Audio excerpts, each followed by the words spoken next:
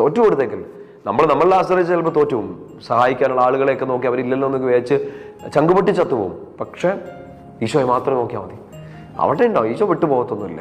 ഇനിയിപ്പോൾ ഒരു പാപം ചെയ്തൊരു അബദ്ധത്തിൽ നിൽക്കുകയാണ്, ഒരു തെറ്റ് ചെയ്തതിൻ്റെ പേരിലാണ് നിങ്ങൾക്കിപ്പോൾ ഒരു വിഷമത്തിൽ നിങ്ങൾ നിൽക്കുന്നെങ്കിലും ഈശോടൊന്ന് സോറി പറഞ്ഞിട്ട് കർത്താവെ എനിക്ക് വേറെ ആരും ഇല്ല കേട്ടോ എന്നൊക്കെ പറഞ്ഞ് ചങ്കുപൊട്ടി അങ്ങ് പറ. He will be with you. ഈ സംരക്ഷണ പ്രാർത്ഥനയും കൂടെ ഒന്ന് ചെല്ലിക്കോ. സമയം കിട്ടിയെടുത്ത് ഈ 34-ാമത്തെ സങ്കീർത്തനം നന്നായിട്ടൊന്ന് വായിക്കുക. അതിനകത്തൊരു വചനം ഇങ്ങനെയാണ്, 34:10 സിംഹക്കുട്ടികൾ ഇരകിട്ടാതെ വിശന്ന് വലഞ്ഞേക്കാം, കർത്താവിനെ അന്വേഷിക്കുന്നവർക്ക് ഒന്നിനും കുറവുണ്ടാകത്തില്ല. അതിന് മുമ്പുള്ള വചനങ്ങളൊക്കെ നിങ്ങൾക്ക് അറിയത്തില്ലേ? കർത്താവിൻ്റെ ദൂതൻ സംരക്ഷണം നൽകുന്നു, എളിയവൻ നിലവിളിച്ചു കർത്താവ് കേട്ടു, ദൈവദൂതന്മാർ പാളയമടിച്ച് സംരക്ഷണം നൽകുന്നു. 10-ാമത്തെ വാക്യാണ്, സിംഹക്കുട്ടികൾ ഇരകിട്ടാതെ വലഞ്ഞേക്കാം, എന്നാൽ ദൈവത്തെ അന്വേഷിക്കുന്നതിന് ഒന്നിനും കുറവുണ്ടാവത്തില്ല. കാരണം എന്നന്വേഷിക്കുന്നു, പെട്ട് നിൽക്കുമ്പോഴല്ല.